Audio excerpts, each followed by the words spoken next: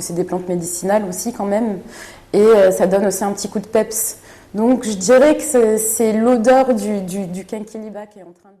Nous sommes allés à la rencontre de l'artiste Aïda. Aïda, c'est une autrice, une compositrice aux multiples influences musicales, soul, hip-hop, R&B, et elle vient tout juste de sortir son premier EP, I Was the One to Tell. Dans ce nouvel épisode de Quintessence, notre invité dévoile son univers à travers les 5 sens.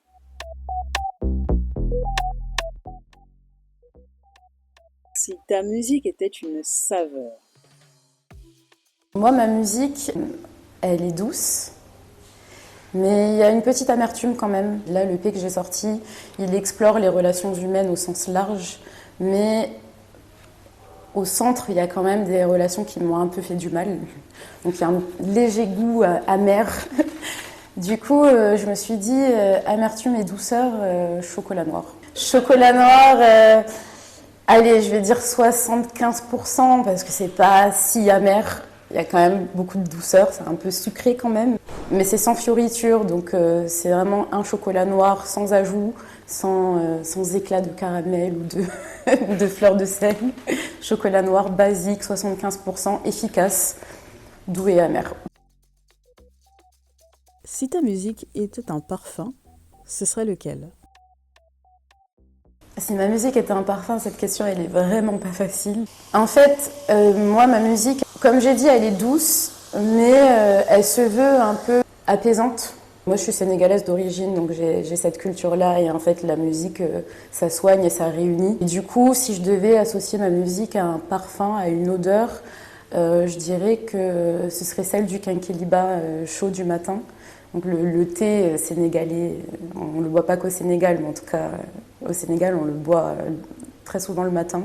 Et ce thé-là, pour moi, il a une odeur très familière, ça me rappelle l'enfance, mais aussi ça a ce côté soin, parce que c'est des plantes médicinales aussi quand même, et ça donne aussi un petit coup de peps. Donc je dirais que c'est l'odeur du Kenkiliba qui est en train de chauffer, qui est en train de bouillir, quoi, en fait. Je dirais que c'est ça.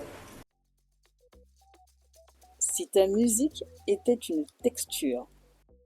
Une texture, je dirais du velours, parce que je dirais que c'est doux.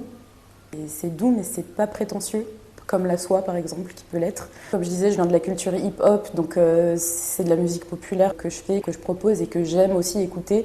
Et du coup, je trouve que le velours, ça se prête bien à ça. C'est doux, c'est enveloppant, c'est chaleureux, mais c'est sans fioriture, c'est sans prétention aucune. Donc voilà, je partirais là-dessus. Une texture un peu douce et veloutée. Si ta musique était un art visuel.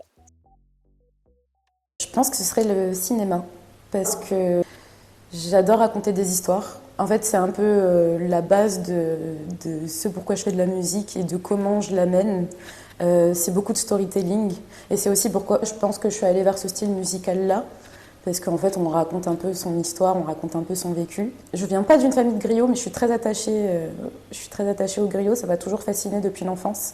Donc je pense qu'il y a aussi un peu de ça qui a construit un peu mon parcours musical. Et du coup, moi aussi, mon cerveau, il fonctionne un peu comme ça. C'est-à-dire quand on discute, tout est très graphique. En fait, tout se traduit en images instantanément. Et quand je compose aussi, quand j'écris ou quand je chante, je vois tout en images.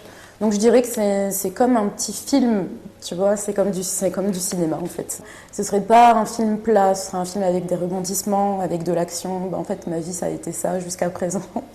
ça a été beaucoup de rebondissements, beaucoup de rencontres. Il y a eu des secousses, on va dire, il y a eu pas mal de secousses. Mais toujours beaucoup de notes de bonheur et d'humour dans le fond. Donc je dirais que ce serait comment on dit ça, une comédie dramatique. Avec beaucoup d'amour dedans. Si ta musique était le bruit d'une matière. Les cours d'eau ou une cascade, mais en fait c'est plus un clapotis, c'est plus subtil que ça, je dirais. Et j'arrête pas de le dire, mais bon, c'est sans prétention. Je veux une musique sans fioriture. C'est hyper minimaliste ce que j'ai fait là, l'EP, en termes d'instrumentation, c'est hyper minimaliste. J'ai voulu être authentique et ramener un peu de moi. sans trop de fioritures, vraiment c'est ça. Et ouais, le clapotis dans une grotte, pour moi c'est vraiment ça en fait. C'est vraiment ça. Si tu devais faire découvrir ta musique à un alien, quel titre choisirais-tu?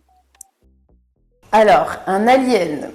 Compliqué, hein, parce que, comme j'ai dit, l'EP, ça explore les relations humaines et pas les relations entre les aliens ou en dehors de l'univers.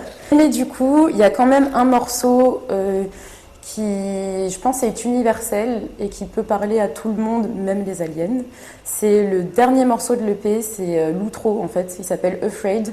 C'est un bonus track et en fait, dedans, je parle de la peur au sens large. Parfois, on demande de quoi est-ce que tu as peur, qu'est-ce qui te fait peur. Et en fait, j'avais beaucoup réfléchi à ça. Et du coup, j'ai écrit un texte dessus. Et je me suis rendu compte que les peurs, en fait, elles évoluent aussi avec l'expérience et avec l'âge. Et en fait, je me suis rendu compte qu'avant, j'avais peur de plein de trucs qui maintenant me semblent parfois insignifiants. Par exemple, j'avais peur des araignées, alors qu'en fait, finalement, c'est juste un petit insecte qui fait pas très peur, quoi, mais j'en avais extrêmement peur. Et du coup, j'ai écrit ce texte en me rendant compte que ce qui me faisait le plus peur aujourd'hui, c'était plutôt de me perdre moi-même dans cette immensité du monde et de tout ce qui se passe. Et c'est ça la conclusion, en fait, du morceau. Et je pense que ça peut aussi parler à un alien, parce que j'imagine que les aliens, ils ont aussi peur. Je pense que tout le monde a peur. Donc ouais, c'est ce morceau-là que je recommanderais. De toute façon, c'est ce morceau que je recommanderais un peu à tout le monde parce que, on va pas se mentir, c'est mon morceau préféré. C'est celui que j'aime le plus. C'est aussi mon morceau le plus récent. Donc je pense que c'est celui qui me représente le plus aujourd'hui à l'instant T. Après, ça évoluera sans doute. Mais en tout cas, comme je disais, je pense que j'ai gagné en maturité musicale. Et en fait, entre le premier morceau de l'EP et entre le dernier morceau de l'EP, je trouve qu'on sent quand même cette maturité qui arrive. Et ouais, c'est celui que je recommande le plus à écouter, vraiment. Moi, c'est celui que je préfère. Je pense que tous les artistes ont une œuvre préférée, un truc qu'on a fait, auquel on est particulièrement attaché. Et moi, c'est vraiment ce morceau-là, honnêtement. Bon, après, il est brut aussi. C'est peut-être aussi pour ça que c'est celui que je recommanderais. Parce que c'est une guitare acoustique, une voix et des chœurs, et c'est tout. Il n'y a pas d'autres instruments, on va juste droit au but. Et il y a une partie un peu rappée, et puis ensuite une partie chantée. Donc je pense que ça peut parler un peu à tout le monde, honnêtement.